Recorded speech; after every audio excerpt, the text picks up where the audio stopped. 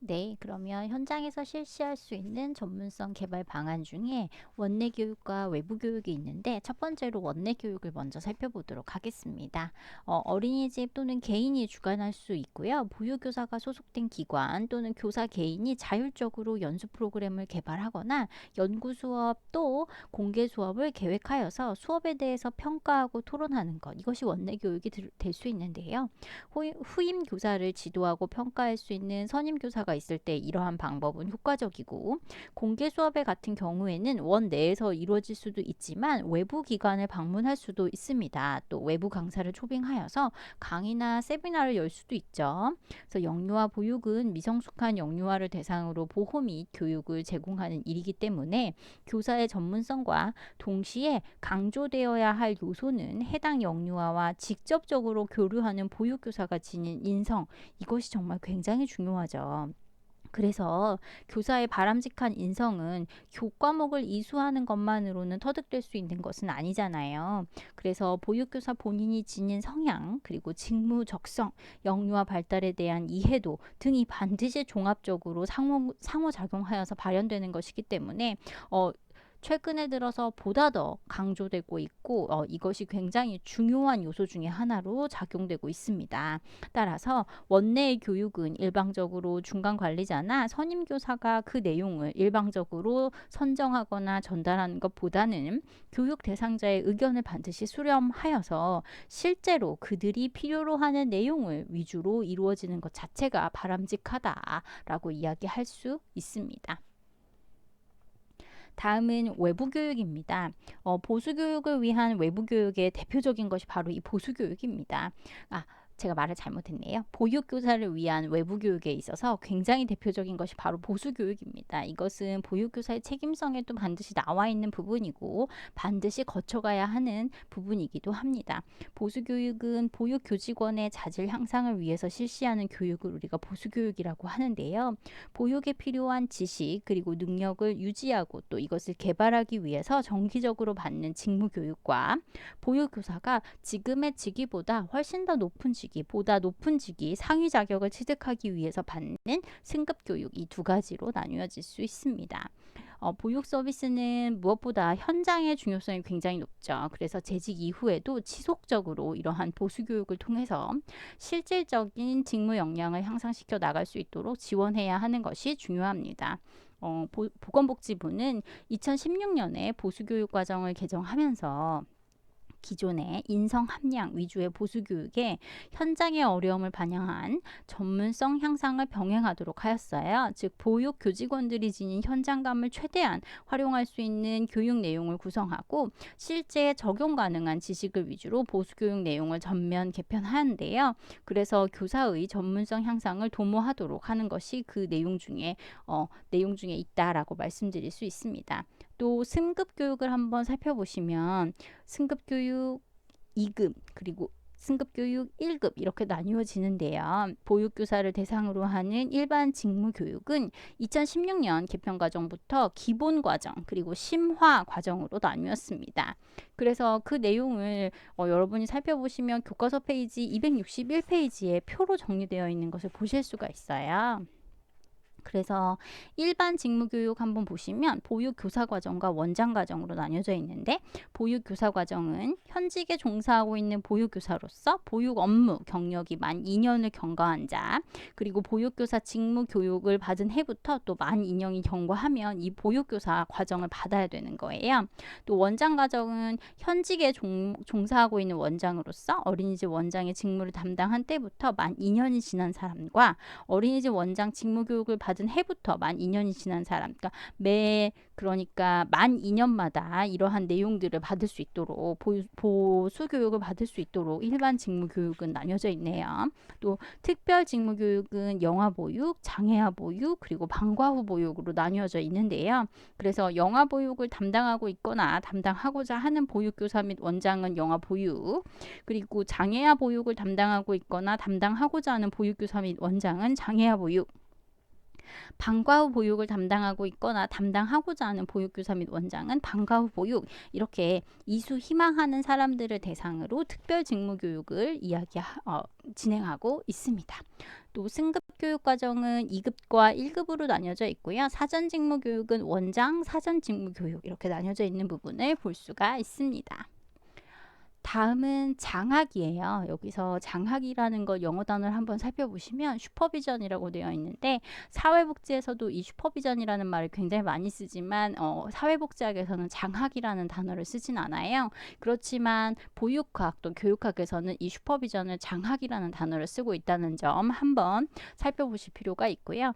결국 이 장학 또 슈퍼비전은 학습 행위를 돕는 교사의 교수 활동을 향상시키는 전문적, 기술적, 봉사적 활동이다 라고 이야기할 수 있는데 이 어원을 살펴보면 장학은 그 슈퍼리어와 비전이라고 하는 말이 합쳐져서 우수한 사람이 본다라는 뜻이 있어요. 결국 뭐 어떤 능력이 있는 사람이 살펴본다라는 뜻이 있어서 감독, 평가 뭐 이런 의미가 있을 수 있죠. 그래서 장학의 개념은 단어의 원래 의미와 같이 초기에는 장학사 등 상급 기관이 주체가 되어서 감독, 감시, 지도 등의 의미로 사용이 되다가 타율과 자율이 모두 포함되어 교사나 학습자의 전문성을 향상시키는 체계적인 활동의 의미로 확대가 되어서 사용이 되었어요.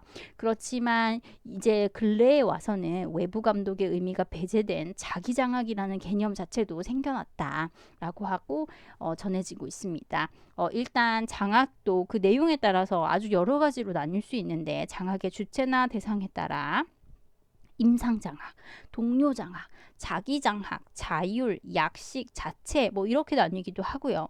장소나 도구에 따라서 현장, 비디오 장학 뭐 이렇게 나뉘기도 합니다. 자, 그 중에서 우리는 자기장학, 동료장학, 자율장학을 중심으로 살펴보고자 합니다. 일단 다음에 우리가 살펴볼 것은 반성적 사고와 전월쓰기인데요. 일단 자기장학과 동료장학, 자율장학이라고 하는 세부 내용을 먼저 살펴본 후에 반성적 사고로 넘어가 보도록 하죠. 그런데 아까 앞선 설명을 했어요. 자기장학이라고 하는 것은 결국 교사 개인이 자신의 전문성 발달을 위해서 계획을 세우고 이를 실천하면서 스스로 평가하는 것. 이것을 자기장학이라고 이야기할 수 있고요. 동료장학은 이제 대상이 바뀌었네요. 그렇죠? 그래서 동료와 함께 계획을 세우고 서로 평가하는 것. 자기장학과 비교하면 조금 더 객관적이고 또 서로 다른 시선을 가질 수 있으므로 다른 시점의 평가를 받을 수 있다라는 그 장점이 있죠. 또 자율장학으로 넘어가 보면 교육활동 개선을 위해서 관리자를 중심으로 교사들 간의 지도 조언을 하는 활동을 자율장학이라고 이야기합니다. 자기장학과 자율장학에서의 차이를 반드시 살펴보셔야 될 것 같습니다. 자기장학은 교사 스스로 자신의 전문성 발달을 위해서 계획을 세우고 실천하고 평가하는 것. 자율장학은 교육활동 개선을 위해서 관리자, 원장님이나 주임교사를 중심으로 교사들 간의 지도 조언하는 활동을 자율장학 이렇게 나뉠 수 있겠습니다. 자, 이제 반성적 사고로 한번 넘어가 볼게요. 현장에서 실시할 수 있는 전문성 개발 방안 중에 반성적 사고라는 게 있는데 사실 반성적 사고를 한다는 거는 개인에게 있어서 자신을 한번 돌아보고 그 다음 어떤 부분이 잘못됐는지 또 어떤 부분을 어떻게 해야 하는지 라고 하는 거죠. 그래서 신중하고 계획적인 방법으로 알려져 있고 또 지식을 그냥 단순히 내가 다 아는 것을 넘어서서 이것을 실천하는 데 있어서 어떤 부분이 잘못됐고 어떤 부분이 좋은가 따라서 다음엔 이렇게 해야겠다라고 하는 어떤 구성적인 부분에 있어서 굉장히 도움이 될 수 있다라고 이야기할 수 있겠죠. 자, 그래서 반성적 사고를 이제 하나씩 살펴보면 전문가로서 교사의 질적 수준 향상은 보육의 질을 결정하는 가장 중요한 요소라고 할 수 있죠. 그런데 교사의 질적 수준 향상은 성공한 경험만으로 이루어지는 것은 아니죠. 실패한 경험이라도 이러한 것을 바탕으로 반성적 사고를 통해서 자기만의 지식을 형성하고 또 그것을 이루어갈 수 있다라고 이야기할 수 있습니다. 교사들은 다양한 교수 경험을 경험을 통해서 실천적 지식 형성이 급속도로 발달하는데요. 이러한 실천적 지식은 경험 자체가 아닌 경험에 대한 반성적인 사고를 통해 얻어지는 것이죠. 따라서 반성적 사고는 전문가인 교사의 질적 수준 향상에 반드시 필요한 능력이다 라고 말할 수 있고요. 듀이는 How We Think에서 그 기원하여서 1980년대 이후 영미권에서 교사 교육 개선을 위해서 Reflection, 반성이 강조되는 반성적 교사 교육이 대두되었고, 듀이는 반성적 사고가 대안적 교사 교육의 패러다임으로 평가받고 있다라고 이야기했어요. 그래서 쇼는 듀이의 반성적 사고 개념을 전문직의 중요한 특성으로 보고 이것을 적용하였다라고 이야기할 수 있죠. 그래서 불확실성을 포함한 갈등 상황에서 반성적으로 사고하고 실천하는 사람을 전문가로 했을 만큼 이름 굉장히 중요하다라고 이야기할 수 있겠습니다. 그래서 영유아 교사의 반성적 사고 경험은 교사에게 교육 활동 중에 보다 신중하고 계획적인 방법을 사용하게 하겠죠. 내가 지난번에 이렇게 했으니까 다음번에는 이렇게 하면 안 되겠다. 여기서 이렇게 방향으로 바꿔야겠다. 뭐 이렇게 알고 있는 지식을 단순하게 적용하는 수준을 넘어서서 실천적으로 지식을 구성하는 것을 돕게 만들겠죠. 따라서 반성적 사고는 교사에게 주어진 환경, 그러니까 그냥 맨날 이렇게 했으니까 이렇게 해야겠다 라고 하기보다는 문제의 원인, 이렇게 했으니까 지난번에 안 됐어. 그래서 문제의 원인을 인식하고 적극적으로 그것을 어떻게 하면 좋게 할 것인가를 생각하게 하도록 함으로써, 따라서 적극적 해결을 하도록 함으로써 전문가로서의 성장을 돕도록 하겠죠. 그래서 이론을 현장에 적용하는 실천적 지식이라는 교직의 특성상 반드시 반성적 사고는 유아 교육에 매우 필수적인 과정이다 라고 이야기할 수 있겠죠. 그런데 어떻게 하면 반성적 사고를 잘할 수 있을까 라고 하는데, 이때 기록을 통한 방법, 자신의 교수 행동을 확인하고 또 전문가와 대화를 하고 동료와의 협력 등으로 이것을 범주화할 수 있다라고 나타나 있습니다. 또 기술적인 탐구 방법인 저널 쓰기는 이 반성적 사고를 기르기 위한 매우 합리적인 방법이다, 효율적인 방법이다로 알려져 있어요. 그러면 우리 반성적 저널 쓰기로 한번 넘어가 볼게요. 저널 쓰기는 자신의 실천 행위를 개인적인 관점으로 기록하는 글쓰기입니다. 그래서 나의 관점에서 기록한다는 점에서 일기랑 굉장히 비슷하죠. 그렇지만 개인적인 사생활을 그냥 내가 오늘 누구를 만났다 이렇게 기록하는 개인적 사생활을 기록하는 일기와는 달리 여기서 그 기록하는 자는 전문가인 교사인 거죠. 그래서 교사로서의 전문가적인 의견, 그것을 적는 것이 바로 반성적 저널 쓰기입니다. 즉 나의 개인 사생활이 아니라 여기서 나는 전문가인 교사로서 무언가를 생각하고 무언가를 행동했는가 여부가 중점이 된다는 거죠. 반성적 저널 쓰기는 현장의 경험을 재구성함으로써 실패에 대한 반복을 줄이고 상황에 대한 분석력을 높게 만듭니다. 따라서 반성적 저널 쓰기는 교사로서의 질적 수준을 향상을 시키는 매우 효과적인 방법으로 알려져 있는데요. 이때 방법은 반구조적인 방법과 구조적인 방법 있을 수 있고요. 또 의문 가지기, 가설 세우기, 해결책 찾기라는 방법, 반응, 확장, 결과에 대한 고려, 그리고 워딩어의 방법, 그리고 클락의 방법, 이렇게 나뉘어져 있는 것을 볼 수가 있습니다. 자, 그래서 반구조적인 방법과 그 구조적인 방법을 한번 살펴볼 텐데요. 저널 쓰기 방법에는 그 지금 설명한 반구조적인 방법과 구조적인 방법이 있는데 이 두 가지를 함께 적용할 수 있습니다. 그래서 반구조적인 저널 쓰기는 특별한 주제나 형식이 없어요. 그렇기 때문에 자연스럽게 저널을 쓰는 것으로 개념 수준이 높은 사람한테 이것이 굉장히 적합하죠.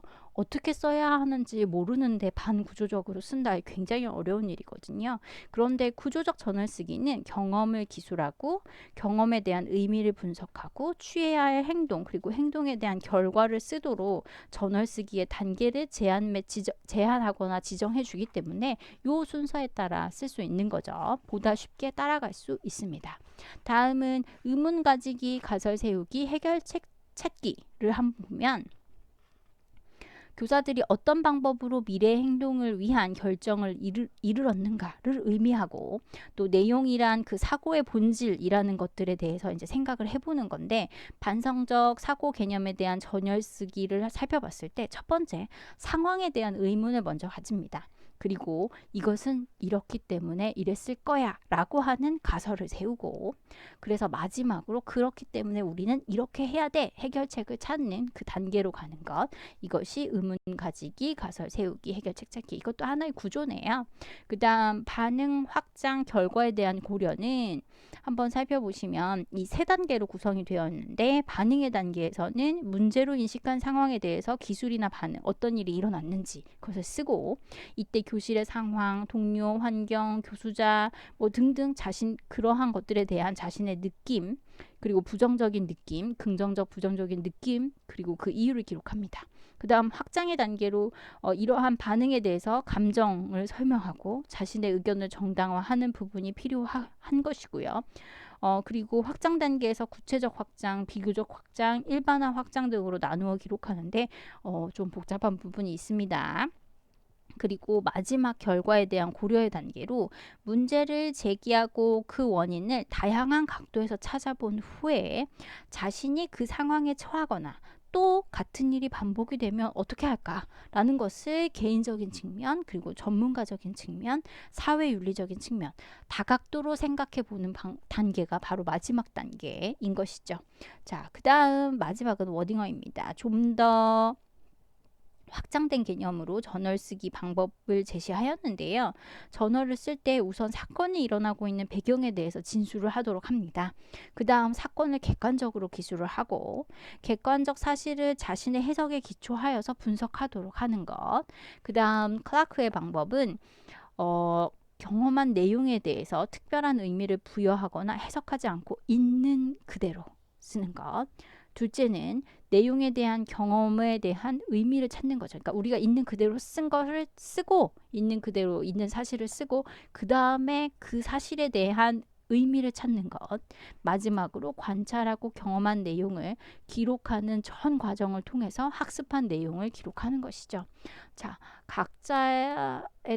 각자의 그 방법마다 여러 가지 특징들이 있지만 굉장히 복잡하거나 다양한 사고를 요구하는 것들도 있네요. 다만 이런 사실 중에서 우리가 볼 수 있는 건 객관적인 현상 그리고 거기에 대한 의미를 찾고 그것을 어떻게 할 것인가에 대한 방법까지를 생각해 본다라는 것이 공통적인 특징이라고 이야기할 수 있겠네요. 네, 여기까지 하겠습니다. 수고하셨습니다.